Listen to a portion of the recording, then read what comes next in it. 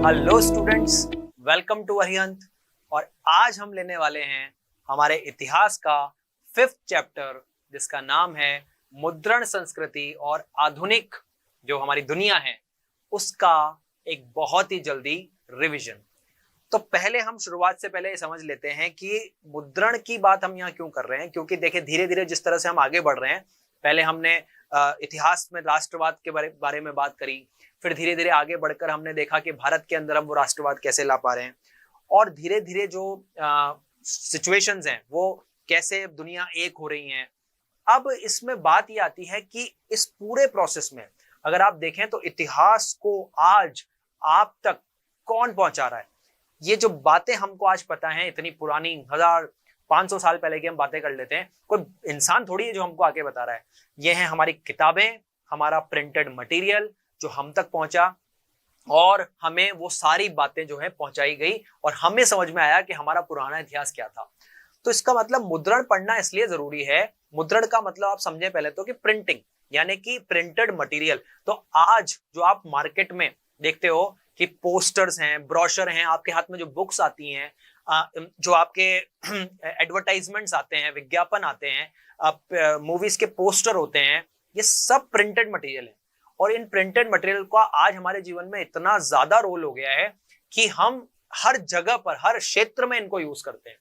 तो अगर ये मुद्रण ना होता तो ये पुरानी बुक जो है वो हमारे हाथ में कैसे पहुंचती, और वो जो लेगेसी जो हमको मिलती गई, इसलिए हमें समझना है कि कब जो है किताबों में मुद्रण आया, उससे पहले क्या किताबें होती थी या नहीं होती थी, कब से ये प्रिंट होने लगी, कौन सी मशीनें पहली मशीनें थी, मशीनें जब नहीं थी तो उससे पहले क्या होता था। तो पुराने टाइम से लेकर आधुनिक दुनिया तक मुद्रण में क्या चेंज आए हैं वो हम इस चैप्टर में देखने वाले हैं। तो चलिए बड़ा जल्दी से शुरुआत करते हैं कि मुद्रण क्या कहता है। तो पहले बेसिक बात तो आपको समझ में आई गई कि प्रिंटिंग जो है, जब हम प्रिंटिंग करते हैं तो उसे हम मुद्रण कहते हैं। और प्रिंटिंग का कोई एक टेक्नोलॉजी नहीं है, शुरुआत से लेकर एंड तक अलग अलग टेक्नोलॉजीज रही हैं। तो चलिए अब देखिए, अब ये आपको सबसे पहले बता रहा है कि शुरुआत में कैसे किताबें छपती थी। अब शुरुआत से अगर हम बात करें तो भाई जब ये आज जैसी हम प्रिंटिंग देखते हैं, हमेशा से वैसी प्रिंटिंग थोड़ी थी।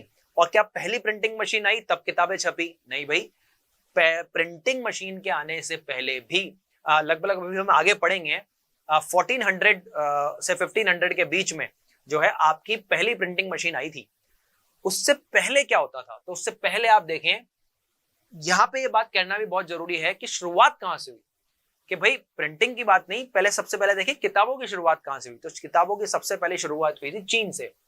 चीन में जो है पारंपरिक किताबें लिखना शुरुआत हुई थी, जो बौद्ध धर्म था। जैसे जैसे बौद्ध धर्म आगे बढ़ा चाइना के अंदर, तो वहां पे ये चीज बौद्ध धर्म का प्रचार बढ़ाना था। तो भैया एक पर्सन कहां तक जाएगा, तो धीरे धीरे उस प्रचार को बढ़ाने के लिए उन्होंने किताबों का यूज किया। लेकिन उस टाइम पर जो किताबें लिखी जाती थी वो होती थी एकॉर्डियन शैली की। अब ये एकॉर्डियन शैली की किताबें क्या है, देखिए उस टाइम पर जो उन्होंने तकनीक निकाली थी उसमें उनके जो पन्ने हुआ करते थे लिखने के, जो कागज था वो बहुत ही पतला होता था, बहुत ही पतला कागज, ठीक है।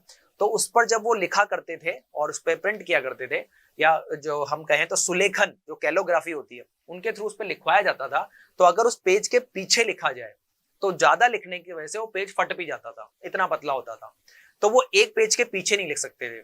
तो वो क्या करते थे, पेज का जो है एक पेज लिया, पहले जहां तक पेज कंप्लीट करना है, फिर उसको मोड़ा, फिर उसके पीछे जो पेज आया उस पर लिखा, फिर मोड़ा, मतलब इस तरह से मोड़ते फोल्ड करते जाते थे और इस तरह से वो उस पर लिखाई करते चले जाते थे।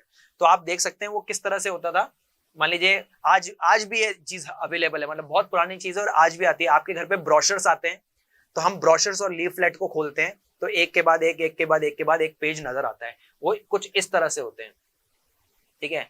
ऐसे पेजेस होते हैं, जैसे ये फर्स्ट पेज है तो इसके पीछे नहीं लिखा, फिर यहाँ लिख दिया, फिर इसके बाद यहाँ लिख दिया। तो इसको जब फोल्ड करेंगे तो ये बिल्कुल एक बुक जैसा बन जाएगा, ठीक है। तो इस तरह से जो अकॉर्डियन शैली की किताबें थी वो बनाई जाती थी। तो शुरुआत ये अकॉर्डियन शैली से जो पारंपरिक किताबें हैं उनकी हुई। और इसमें हमने जो कहा सुलेखन का यूज होता था। देखो पहले कोई प्रिंटिंग मशीनें तो होती नहीं थी, तो जो हाथ से लिखने वाले बहुत अच्छी, जिनकी कह सकते हैं लेखन कार्य बहुत अच्छा था, वो उनका दक्षता बहुत थी उनके लेखन में, उन लोगों को इसमें लाया जाता था और वो इसको लिखा करते थे। तो इस तरह से पहली बार बहुत अच्छे अक्षरों के साथ इस एकॉर्डियन शैली के अंदर किताबों की शुरुआत हुई, ठीक है। अब धीरे धीरे बात आगे बढ़ी, यहीं पे बात भी समझ लें कि पहले तो ये शुरुआत हो गई, लेकिन चाइना में ही इसका थोड़ा सा लेवल और आगे बढ़ा और उन्होंने क्या करा कि धीरे धीरे इसको और ज्यादा लिखने के लिए, क्योंकि इतना टाइम लगता था, उन्होंने वुडकास्ट टेक्निक निकाल ली। तो ये वुडकास्ट अभी हम आगे बात करेंगे, समझ यही लेते हैं कि वुडकास्ट टेक्निक क्या थी। उन्होंने एक लकड़ी के ऊपर, वुड के ऊपर कटिंग करके, मतलब जो अक्षर उनको लिखने थे उसको एक कारीगर ने बढ़िया से कटिंग करी और उस पे अक्षर बना दिए, मुद्रित कर दिए अक्षर। और फिर क्या किया, उन अक्षरों को लेकर स्याही पे लगाया और स्याही से उसको छापते गए बहुत इजीली। अगर मैं आपको कहूं, आज जैसे स्टैंप होती है, स्टैंप के ऊपर अक्षर उभरे हुए होते हैं, हम उसको इंक पे लगाते हैं और उसको जहां प्रिंट करना होता है कर लेते हैं। वही सेम टेक्निक उन्होंने लकड़ी के ऊपर करी, तो उससे क्या है, काम जल्दी होने लग गया। तो ये भी मतलब चाइना से अगर हम कहें तो धीरे धीरे बहुत बढ़िया डेवलपमेंट जो है प्रिंटिंग के अंदर हमको देखने को मिला। चलिए, अब बात आती है कि जो चीन है उसमें मुद्रण कैसे आया। तो जो मैंने अभी आपको बताया कि भाई धीरे धीरे 17वीं शताब्दी के अंदर जो है चीन में ज्यादा जो है विविधता आने लगी। विविधता आने का मतलब देखिए, यहाँ पे कह रहे हैं किस कला की विविधता में आने लगी। अब जैसे एग्जाम्पल के लिए भाई शुरुआत जो हुई थी बुक्स की, वो तो हुई थी बौद्ध धर्म के प्रचार से। उसमें उनकी बातें, उनके दर्शन, उनके चीजें वो बताते थे जिससे बौद्ध धर्म ज्यादा से ज्यादा लोगों तक पहुंचे। लेकिन इसके अलावा अब धीरे धीरे ये मांग आने लगी, या ये एक डाइवर्सिटी, विभिन्नता लोग मांगने लगे कि सिर्फ यही नहीं जी, क्यों नहीं कविताएं, कहानियां, किस्से, ये भी हमको मिले। तो धीरे धीरे जो है किस्से, कविताएं, कथाएं, साहित्य जो है ये लोगों तक पहुंचे। तो इसके लिए धीरे धीरे जो है और जो मुद्रण है चीन में वो बढ़ता चला गया। अब जब देखिए पश्चिमी देश आए, ठीक है, और पश्चिमी देशों ने यानी कि ब्रिटेन और यूरोप के जो देश थे उन्होंने आकर के अपने आप को उपनिवेश बनाया, तो वो क्या करके लाए ना, वहां से धीरे धीरे जो है पश्चिमी देशों से मशीनें जो है वो आने लगी। तो मतलब आप चेंज देख रहे हैं, हुआ चाइना से स्टार्ट, लेकिन चाइना में तो वही जो पुरानी पद्धति थी उससे ही मुद्रण चल रहा था। लेकिन जब बाहर के लोग आए तो उन्होंने क्या किया, प्रिंटिंग करने के लिए मशीनें स्थापित कर दी और फिर मशीनों से प्रिंटिंग होने लगा। तो धीरे धीरे वहां पर जो है एजुकेशन या स्कूल्स का भी बढ़ावा हो गया था। तो अब बहुत सारी जो बुक्स हैं उनको छापने के लिए एक पूरा परमानेंट एक केंद्र बना दिया गया।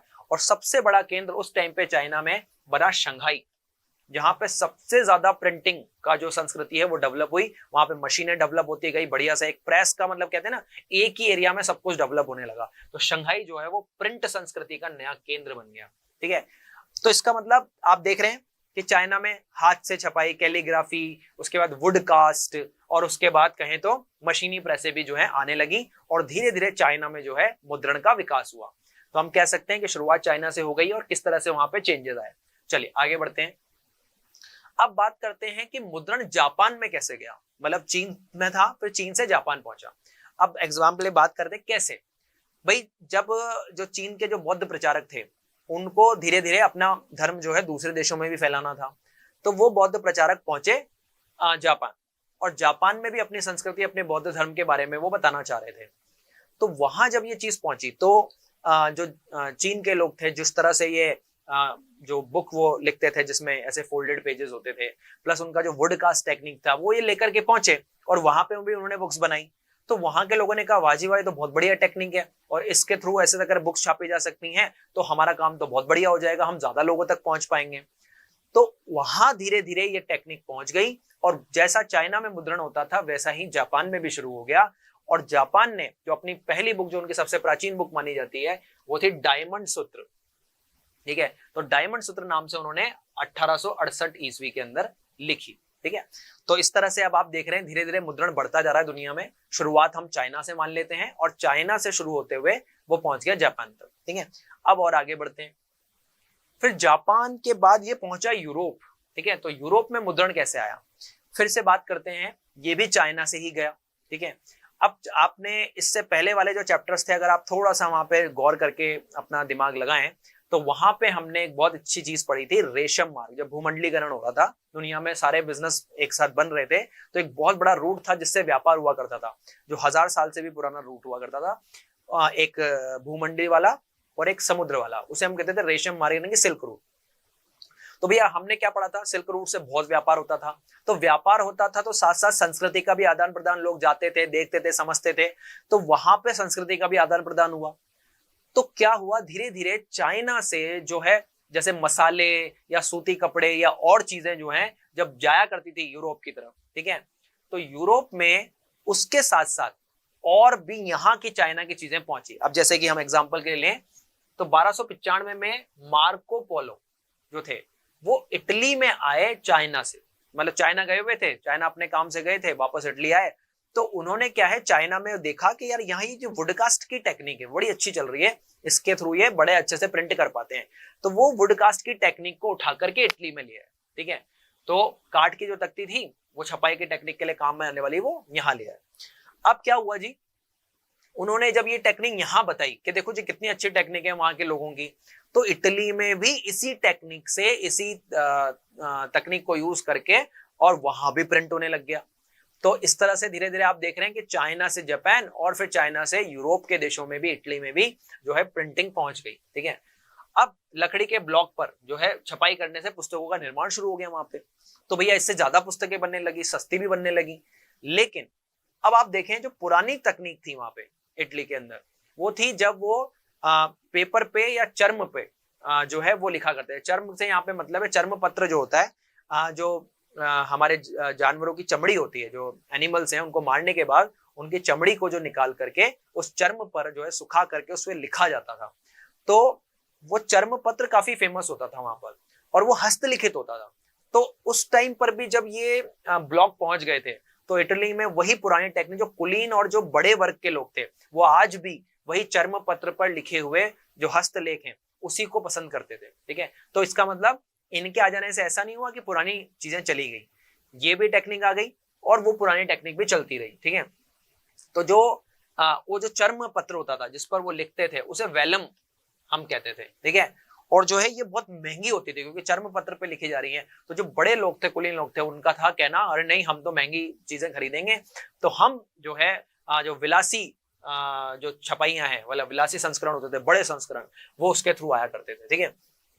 तो उसमें तो उनकी मांग अधिक रहती थी, लेकिन आप समझ ही पा रहे हैं कि जो वुड प्रिंटिंग थी उससे किताबें सस्ती थी, तो मध्यम और गरीब वर्ग के जो लोग थे उनके लिए वो किताबें ज्यादा बढ़िया हुआ करती थी। और इस तरह से मुद्रण का जो है दोनों तरफ से काम चल रहा था, हस्तलिखित भी चीजें चल रही थी और वुड कास्ट टेक्निक भी जो है यूरोप के अंदर आ गई थी, ठीक है।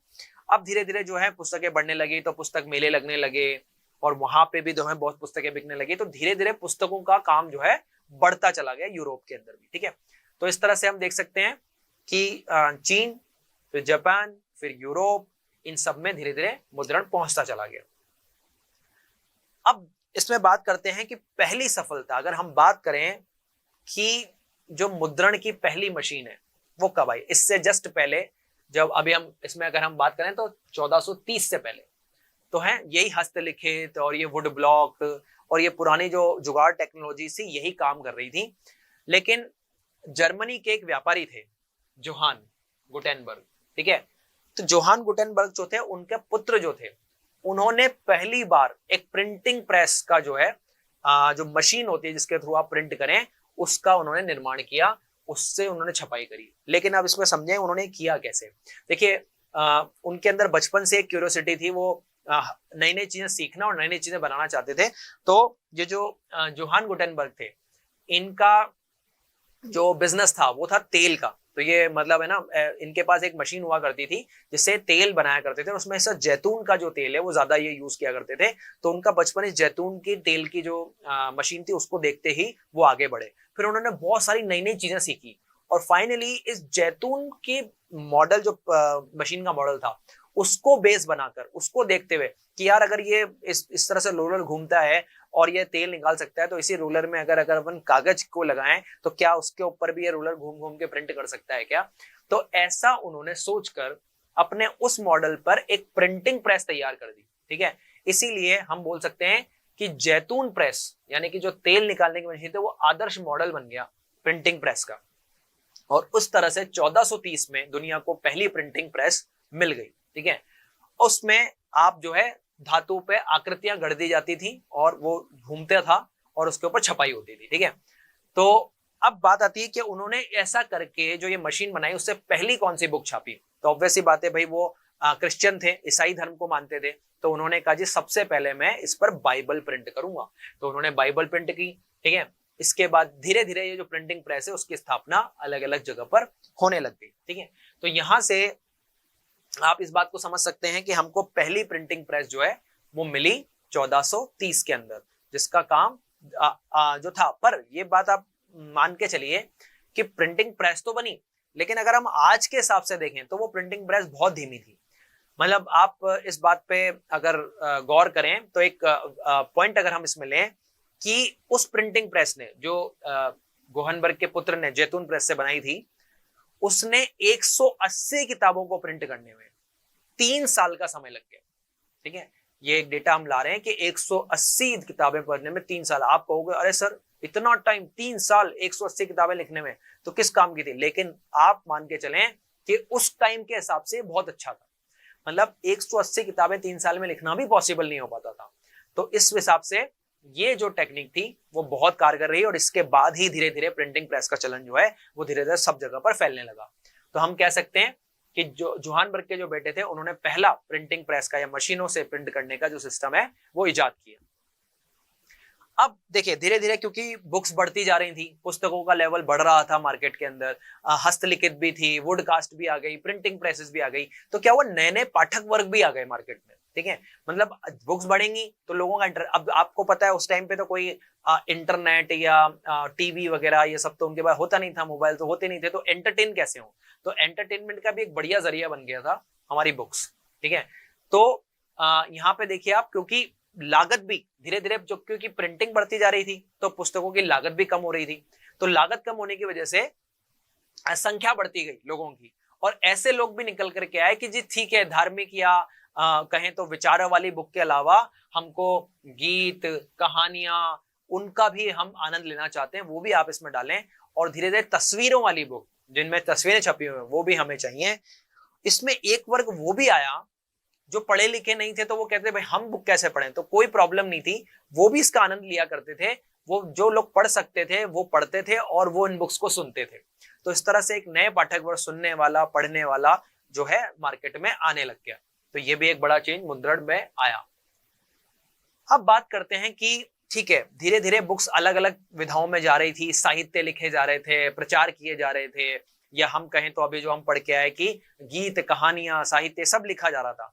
लेकिन आप भी इस बात को मानेंगे कि आज हमारे जितने भी धर्म हैं उनका जो बेस है वो किताबें ही हैं, ठीक है।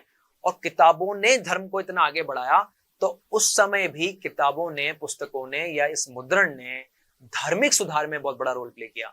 आज भी आप देख लें हमारे सारे जितने भी ग्रंथ हैं, रामायण है, महाभारत है, उस पे हमारा धर्म चलता है, मुस्लिम धर्म कुरान पे चलता है, ईसाई धर्म बाइबल पे चलता है। तो ये जो सारे धर्म हैं जब उनका बेस ही किताब है तो धर्म के को सुधारने में भी किताबों ने ही हेल्प की, ठीक है। तो आप देख सकते हैं सबसे पहले एक धर्म सुधारक थे मार्टिन लूथर, ठीक है।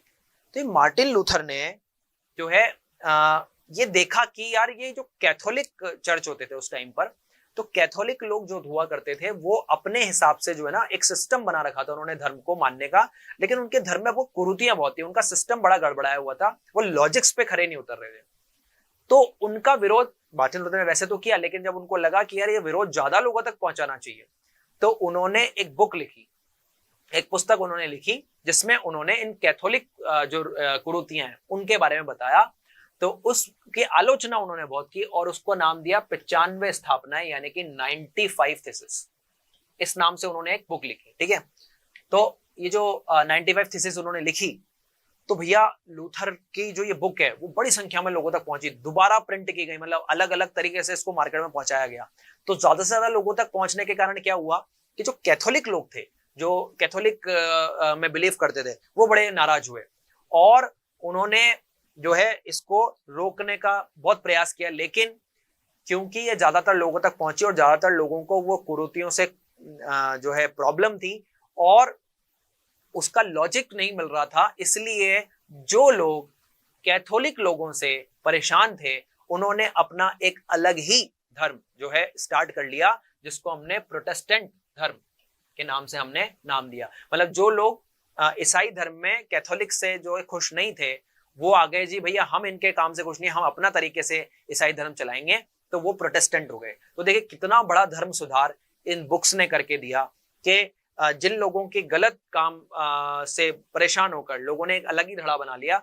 आप देखते हैं ये हर धर्म में होता है कि कोई अलग अलग ग्रुप बने हुए होते हैं, तो आप देखिए यहाँ भी ऐसा ही हुआ और एक तरह का प्रोटेस्टेंट धर्म जो है वो आ गया।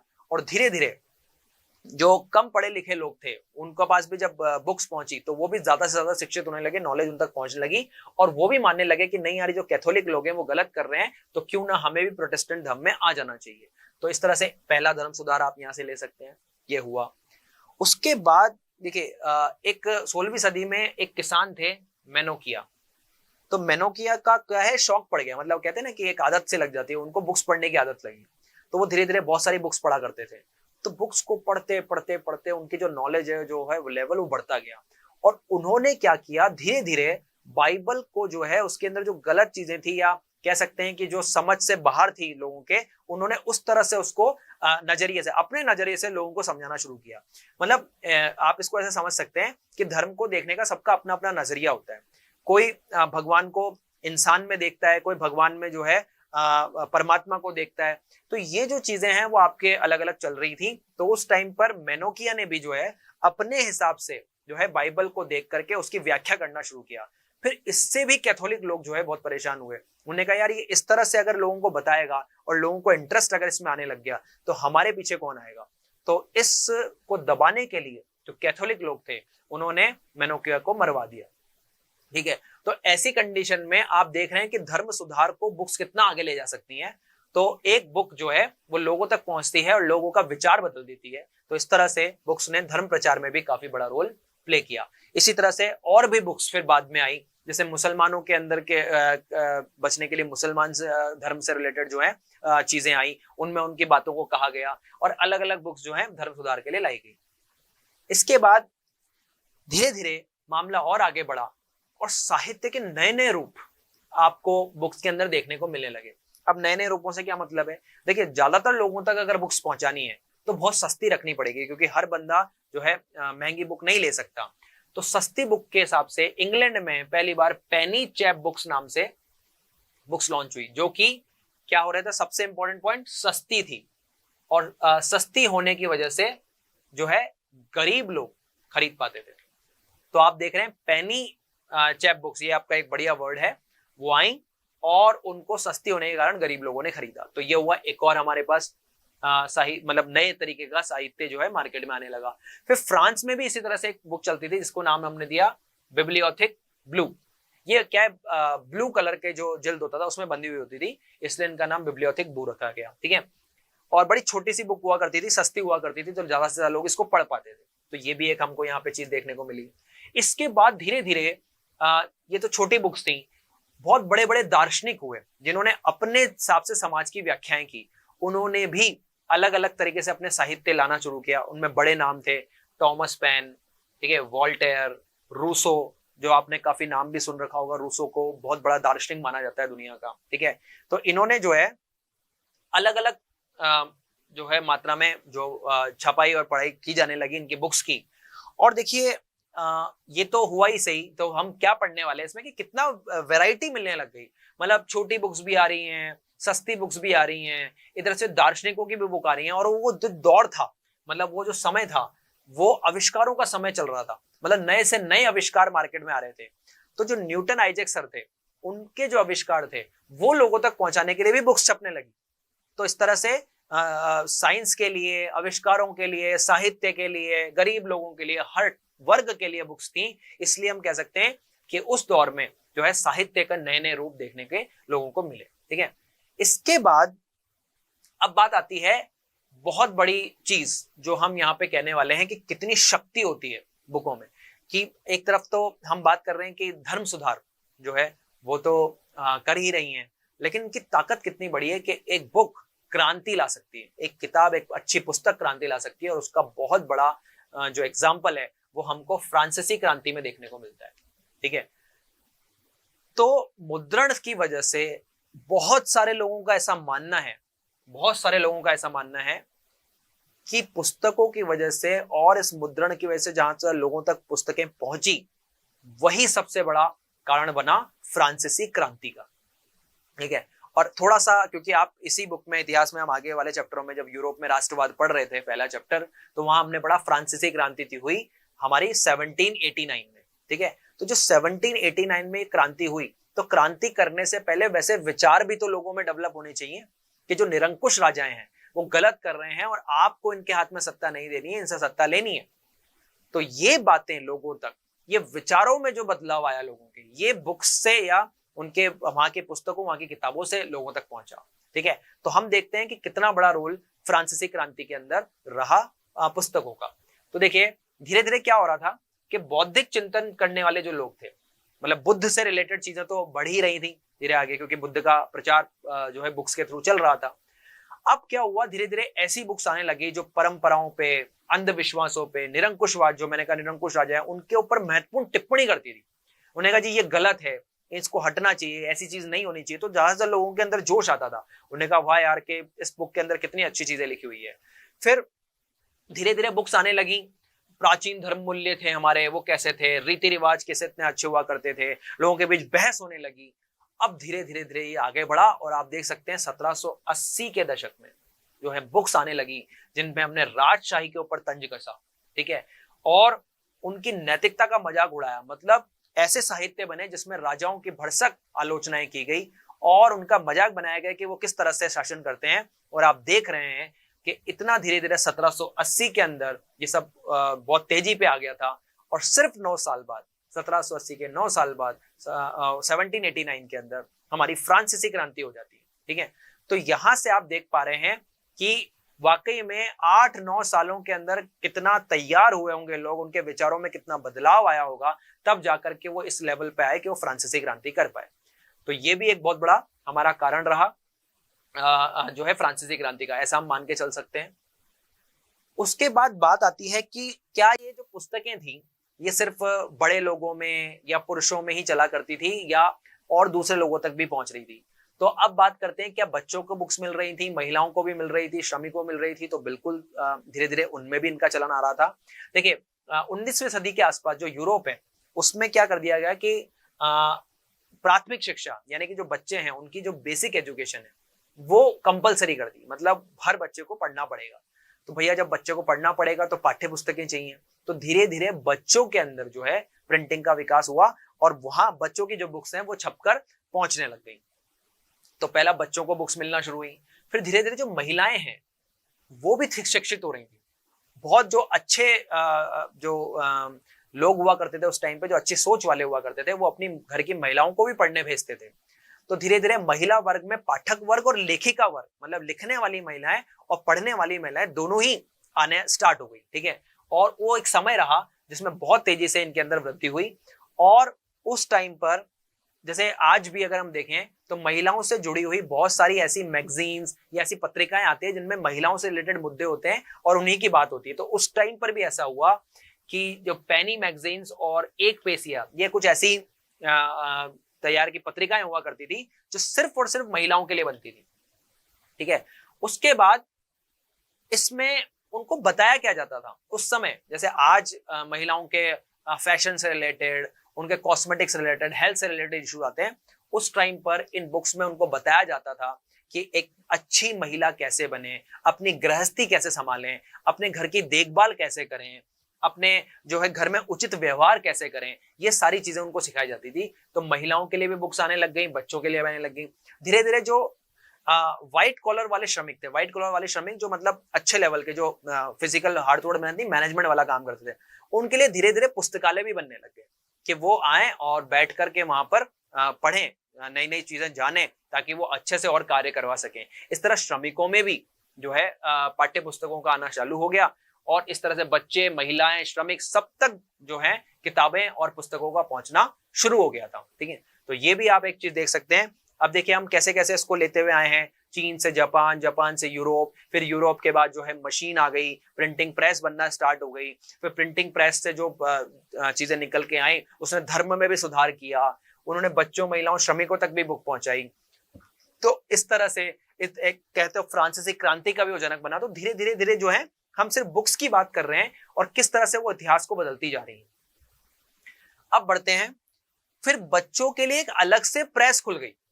मतलब पाठ्य पुस्तकें तो बच्चों की आ ही रही थी, लेकिन वो प्रेस सिर्फ बच्चों के लिए बुक्स बना रही है, ऐसी प्रेस का भी अवतरण जो है हो गया था।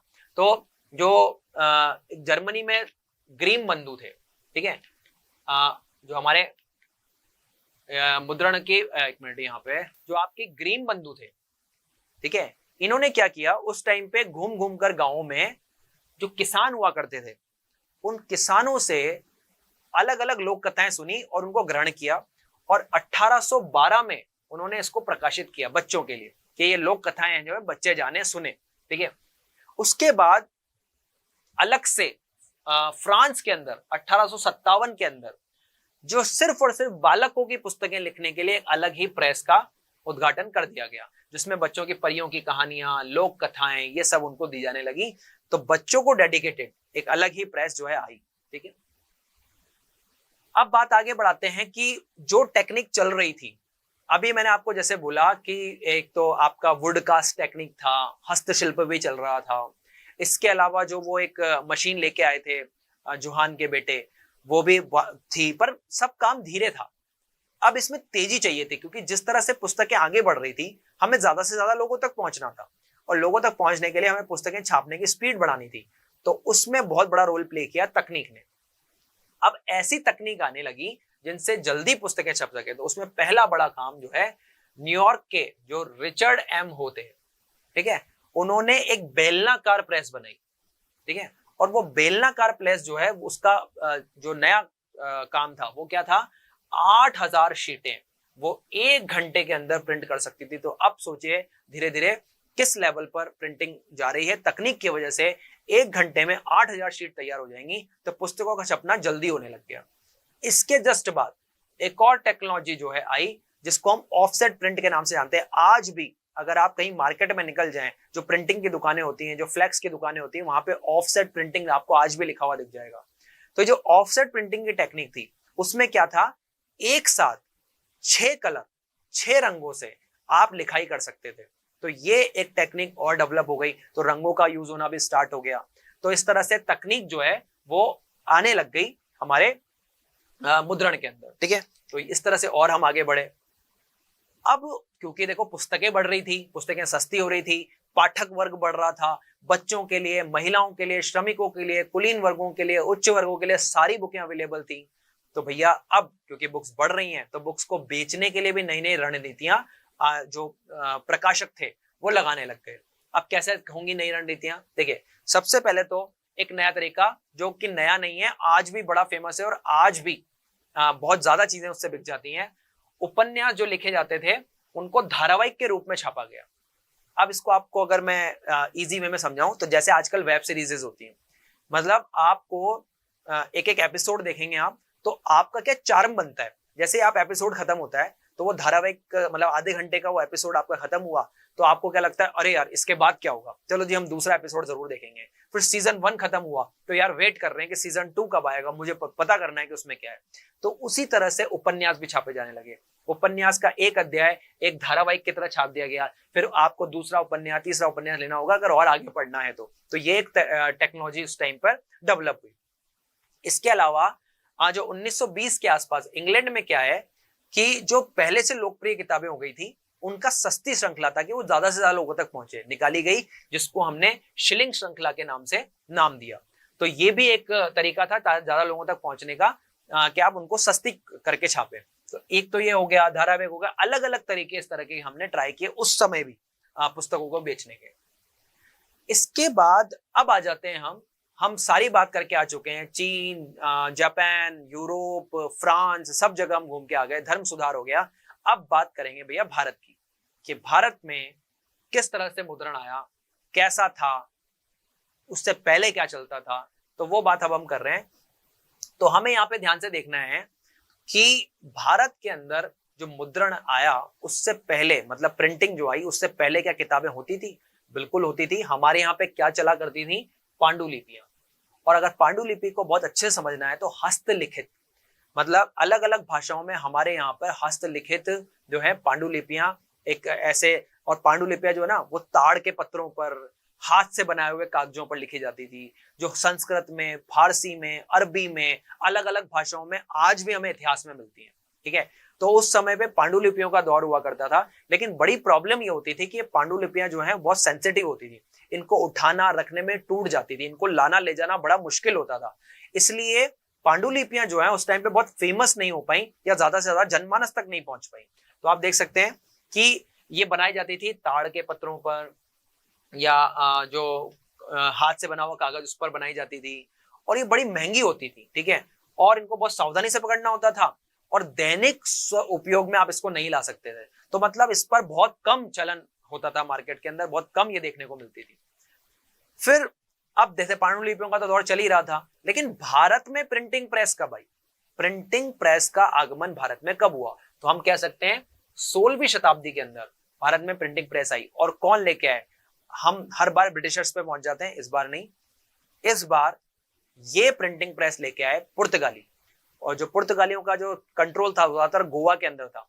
तो पुर्तगाली जो थे वो क्रिश्चियन यानी कि ईसाई धर्म को मानते थे, तो अपने ईसाई धर्म को आगे बढ़ाने के लिए, यहाँ पे प्रचार प्रसार करने के लिए वो यहाँ प्रिंटिंग प्रेस लेके आए, ताकि ज्यादा से ज्यादा वो बुक्स जो हैं किताबें अपने ईसाई धर्म पे छाप करके यहाँ के लोगों को दें और उन्हें ईसाई धर्म से अवगत कराएं।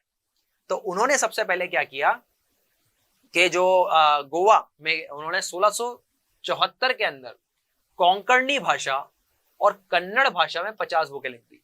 तो धीरे धीरे मतलब उन लोगों की भाषा में उनको बुक्स मिलने लग गई। तो एक प्रिंटिंग प्रेस जो है इस तरह से स्टार्ट हुई। फिर इससे पहले जो कैथोलिक धर्म प्रचारक थे वो भी 1579 के अंदर और 1730 के अंदर उन्होंने भी अलग अलग तमिल और मलयालम के अंदर किताबें लिखी। और फिर जो प्रोटेस्टेंट धर्म वाले लोग थे जो अभी हमने पढ़ा, वो भी 32 तमिल में किताबें लिख के आए। मतलब धीरे धीरे अगर आप देखें तो प्रिंटिंग प्रेस का आगाज इंडिया में, अगर हम भारत में देखें तो ईसाई धर्म के प्रचार से हुआ। अलग अलग लोग आए और उन्होंने अलग अलग भाषाओं में ईसाई धर्म की बुक्स लिखना शुरू कर दिया, ठीक है। इसके बाद भारत में ये जो जेम्स ऑगस्टन हिक्की हैं, इनका बड़ा योगदान रहा। तो इनका क्या रोल था वो थोड़ा देख लेते हैं। तो ब्रिटिश कंपनी जो थी उनके द्वारा प्रिंटिंग प्रेस 17वीं शताब्दी के अंत में, मतलब जो ये तो अभी जो प्रिंटिंग प्रेसेस लाए वो तो कौन लाए? पुर्तगाली। तो ब्रिटिश कंपनियां जो हैं वो लेकर के आए 17वीं सदी के अंदर। 16वीं सदी में तो पुर्तगाली लेके आए, 17वीं सदी में ब्रिटिश जो कंपनियां हैं वो लेकर के आए। तो उनका आयात किया और सबसे पहले प्रिंटिंग जो स्टार्ट करी उसके जो पत्रिका थी उसके संपादक कौन बने? जेम्स ऑगस्टन हिक्की उसके संपादक बने। और 1780 में उन्होंने इंडिया की पहली साप्ताहिक पत्रिका इंडिया को दी, जिसका नाम उन्होंने रखा बंगाल गजट। तो बहुत बड़ा रोल। साप्ताहिक पत्रिका का मतलब समझे, जैसे आप मैगजीन हम जिसको कहते हैं, जो एक महीने में 15 दिन में 7 दिन में आती है, पत्रिकाएं होती हैं। जैसे आज हमारा न्यूज़पेपर है वो रोज आता है, ऐसे ही साप्ताहिक पत्रिका होती है, 15 दिन की होती है, 30 दिन की होती है। तो ये उस टाइम पर सबसे पहली बार इन जेम्स ऑगस्टन हिक्की जो भाई साहब हैं ये लेकर के आए और उन्होंने बंगाल गजट के नाम से इसको स्टार्ट किया। लेकिन क्योंकि वो ब्रिटिश गवर्नमेंट से बिल्कुल सेपरेट चलाते थे तो इसलिए वो ज्यादा चल नहीं पाया, पर उन्होंने शुरुआत की, ठीक है। तो जेम्स ऑगस्टन हिक्की का भी अपना एक रोल है पत्रिकाओं को, साप्ताहिक पत्रिकाओं को लॉन्च करने में इंडिया में। इसके बाद फिर धर्म सुधार में भी हमारे यहाँ पर बुक्स का आगमन हो गया, ठीक है। जैसे बाहर हुआ वैसे यहाँ भी धार्मिक सुधार हुए।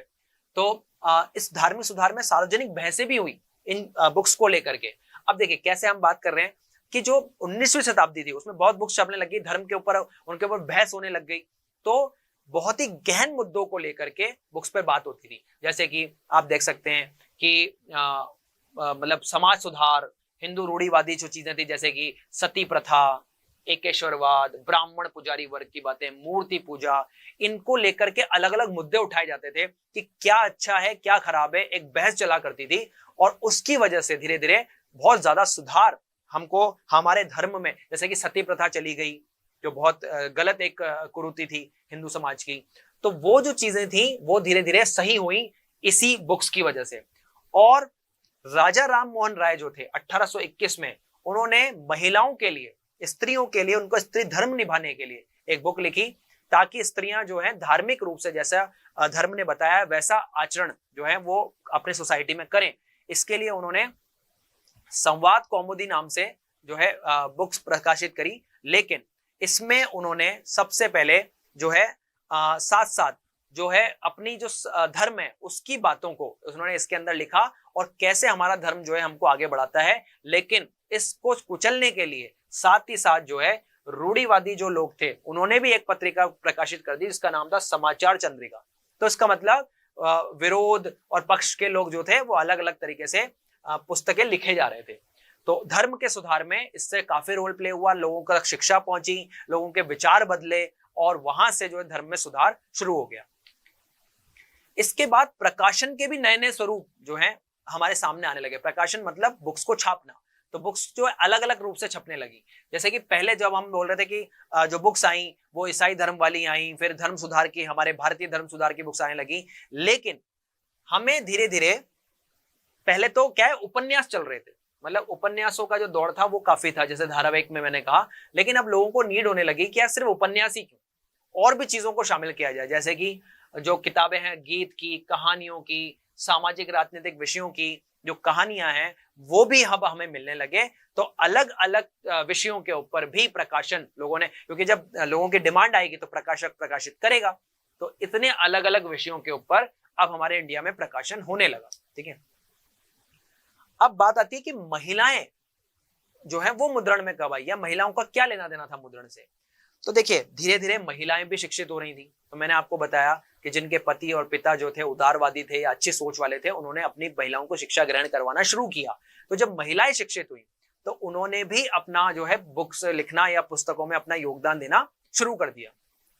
तो यहाँ पे आप देख सकते हैं कि बहुत अच्छी अच्छी महिलाएं उस टाइम पे रहीं जिन्होंने अपने पुस्तक लिखने में बहुत बड़ा योगदान रहा। कुछ नाम हम इसमें पढ़ते हैं, जैसे कि सबसे पहला नाम इसमें आता है रस सुंदरी देवी का। ठीक है, तो ये बंगाल के एक बहुत ही रूढ़िवादी परिवार में इनकी शादी हो गई थी, जो बहुत ही मतलब कहते हैं ना कि महिलाओं को बाहर नहीं निकलने देना, नियम कानून में रखना, वैसे थे। तो इन्होंने अपने रसोई के अंदर छुप छुप कर जो है जो पढ़ाई करना शुरू किया और वहां से जो शिक्षा इन्होंने ग्रहण की, इन्होंने खुद के जीवन पर एक बुक लिखी जिसका नाम था आमार जीवन। ठीक है, तो 1876 के अंदर ये बुक आई। तो मतलब कह सकते हैं कि पहली ये महिला थी बुक्स लिखने वाली, और मतलब एक महिला रही, उनसे भी पहले कुछ रहे, पर अलग अलग जिनका बड़ा नाम हुआ महिलाओं के बुक लिखने के अंदर। तो ये भी एक तरीके से रसुंदरी देवी भी आ गई। उसके बाद आई, मतलब पहले ही आ गई कैलाश बासनी देवी, 1860 के अंदर उन्होंने लिखी और उन्होंने महिलाओं के अनुभव पे बुक लिखी। फिर जो है तारा शिंदे बाई जो थी, पंडिता रामबाई जो थी, उन्होंने 1880 के अंदर बुक्स लिखी। उन्होंने जो है महिलाओं की समस्या थी उससे रिलेटेड बुक लिखी। फिर जो बेगम रकोया सखावत हुसैन थी, उन्होंने 1926 में बुक लिखी जिसमें उन्होंने धर्म में पुरुषों का जो आधिपत्य है वो किस तरह से हटाया जाए और महिलाओं को किस तरह से उसमें रोल मिले, इस बात पर बुक लिखी। तो अलग अलग महिलाएं जो हैं वो मुद्रण से जुड़ती गईं और काफी अच्छी अच्छी लेखिकाएं जो हैं वो समय के साथ आई और मुद्रण में उनका रोल रहा।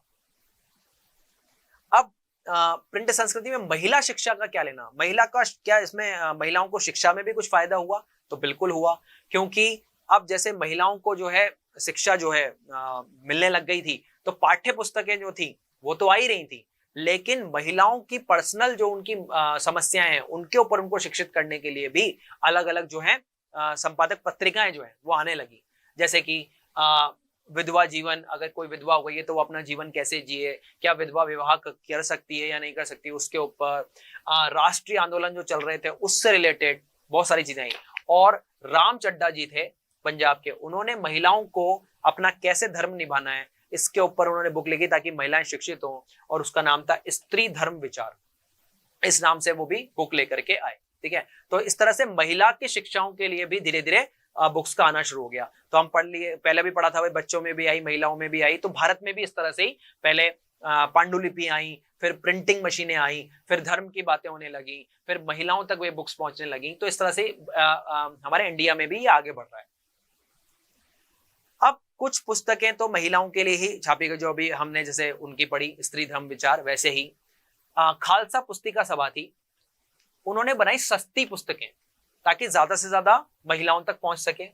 एक बटाला केंद्रीय कलकत्ता जो था, वहां पे जो है उपन्यास और धर्म के अलग अलग चीजें प्रकाशित हुई वहां से भी। ठीक है, और सस्ती किताबें बनाने के लिए हमने जो टेक्नोलॉजी थी वो काठ की तख्ती, जो बहुत पुरानी टेक्नोलॉजी हमारी वुड कास्ट की थी, वो भी ली, और लिथोग्राफी जिसमें हम रंगों की सहायता से एक पेपर पे कलर डालकर उसको स्वैप करते हैं तो वो जो कलर है वो नीचे जाकर के उस आकृति में छप जाता है। और इस तरह से भी हमने महिलाओं के लिए वो बुक्स लिखना शुरू किया। तो महिलाओं के लिए सस्ती बुक्स जो हैं वो भी आना शुरू हो गई यहां से। और अब गरीब जनता का क्या था, क्या वो बुक्स पढ़ पाते थे? तो बिल्कुल, धीरे धीरे ऐसी सस्ती बुक्स मार्केट में आने लगी जो गरीब जनता तक भी पहुंचने लगी। अब बुक पढ़ना सिर्फ कुलीन वर्ग या मध्यम या उच्च वर्ग के लोगों की बात नहीं रही, गरीब लोग भी बुक्स पढ़ सकते थे। ठीक है, तो सबसे पहले मद्रासी जो शहर थे उनमें सस्ती किताबें होने लगी और वो गरीब वर्ग को उपलब्ध होने लगी ताकि उनका भी ज्ञान वर्धन हो। ठीक है, अब इसके बाद इस प्रिंट से जैसे महिलाओं के मुद्दे, धर्म के मुद्दे, क्रांति के मुद्दे वो अछूते नहीं रहे, तो जातिवाद कैसे अछूता रह सकता है? तो क्योंकि आपको पता है भारत में जातिवाद बहुत ज्यादा था, तो जातिवाद का विरोध करने के लिए भी नई नई जो पुस्तकें हैं प्रिंट होकर मार्केट में आने लगी। ठीक है, इसमें जो जाति भेद था उसमें सबसे बड़ा जो एक बुक पहला आया वो ज्योतिबा फुले जी हैं उनका आया। उन्होंने लिखी गुलामगिरी जो है 1871 में आई। तो धीरे धीरे जो जातिवाद की प्रथा है उसको भी मुखर रूप से बात होने लगी। तो आप देख रहे हैं कि कितनी ताकत जो है बुक्स के अंदर होती है, वो धर्म को भी सुधार सकती हैं, वो क्रांति भी ला सकती हैं। तो वो जातिवाद के भेद को भी खत्म करने में बहुत बड़ा रोल उनका रहा। फिर इनके लिखने के बाद 20वीं शताब्दी के अंदर हमारे डॉक्टर भीमराव अंबेडकर जी आए, है ना, उन्होंने, और ईवी रामास्वामी आए, उन्होंने भी जो कुरीतियां थी जाति प्रथा की उनका विरोध किया। और आप देखते हैं आगे चलकर डॉक्टर भीमराव अंबेडकर हमारा संविधान, हमारे इंडिया की सबसे बड़ी किताब लिखते हैं। तो आप देख रहे हैं कि किताबों का ही रोल है और इस जातिवाद को भी खत्म करने में कहीं ना कहीं उसका बहुत बड़ा रोल रहा।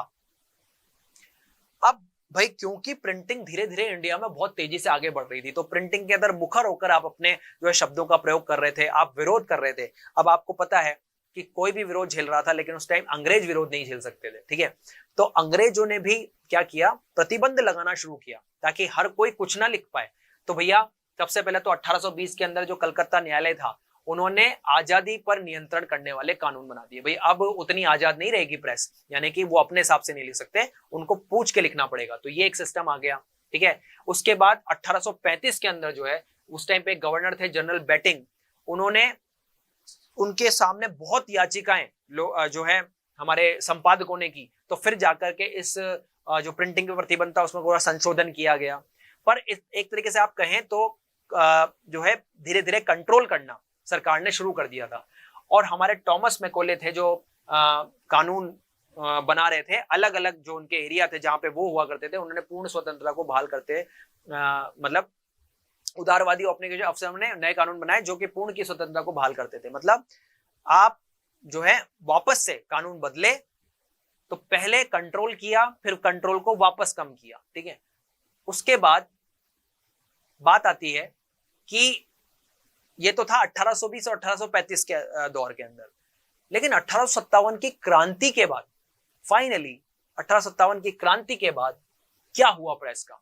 ठीक है, तो वहां पे हम बात करते हैं कि इस पहली हमारी जो क्रांति थी उसके पश्चात, क्योंकि अब लगने लग गया अंग्रेजों को कि भैया अगर हमें यहाँ टिकना है तो हमें अपने प्रतिबंध बढ़ाने पड़ेंगे, तो उन्होंने क्या किया कि प्रेस की स्वतंत्रता के प्रति नए नए कानून बना दिए।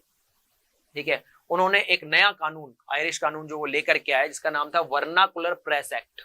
ठीक है, 1878 में वो ये लेकर के आए और अब उनको लग गया भैया कानून बनाते जाओ और इंडिया पे कंट्रोल करते जाओ। तो वो इसको लेकर के आए और उन्होंने एक बहुत बड़ा अधिकार जो है उस समय की गवर्नमेंट को दे दिया, सेंसर का अधिकार। यानी कि अब इसमें क्या होगा, अब अगर प्रेस यानी कि कोई भी बंदा कुछ भी छापता है, अपने विचार छापता है या बुक लिखता है या न्यूज़पेपर लिखता है या पत्रिकाएं लिखता है, तो वो जो भी लिखेगा वो पहले गवर्नमेंट से सेंसर हुआ। यानी कि अगर गवर्नमेंट उसमें कुछ काटना चाहे तो काट सकती है, कुछ लिखने से मना करना चाहे तो मना कर सकती है। अगर ये सिस्टम हुआ तो गवर्नमेंट के हाथ में पावर आ गई आपको कंट्रोल करने की। अब आप अपनी मर्जी से चीजें नहीं लिख सकते। तो एक बहुत बड़ा कानून आप पे थोप दिया गया और बड़े प्रतिबंध लगा दिए गए। ठीक है, और यही नहीं कि सिर्फ आपको लिखने से रोक सकते हैं, लेकिन अगर आपका अखबार ने कुछ ज्यादा ही गलत पाया गया तो हम आपके अखबार को बंद करने और मशीनों तक को छीनने का प्रावधान मिल गया। तो बहुत बड़ी ताकत जो है गवर्नमेंट को मिल गई। तो इस तरह से धीरे धीरे जो प्रिंट है वो इंडिया में आगे बढ़ा। तो आप देख पा रहे हैं कि बौद्ध या चीन से हम चलें तो चीन, जापान, यूरोप होते होते फिर ब्रिटिश उपनिवेशवाद में हम थे, इसलिए भारत में जो है प्रिंटिंग प्रेसेस पहुंची और मुद्रण का कितना बड़ा रोल जो है वो लोगों को सिखाने में, शिक्षित करने में, सुधार करने में, क्रांति करने में रहा। इस चैप्टर से हमको ये पता लगता है। तो इस चैप्टर में इतना ही। ठीक है, बाय।